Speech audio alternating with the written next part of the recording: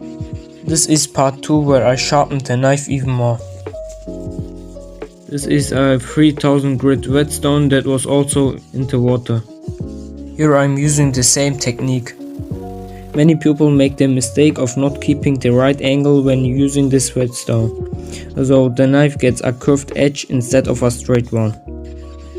This is an 8000 grit whetstone. With this whetstone I will give the knife a final sharp edge.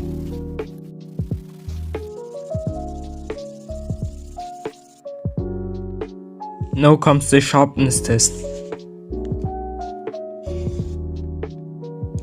Cuts paper very easily.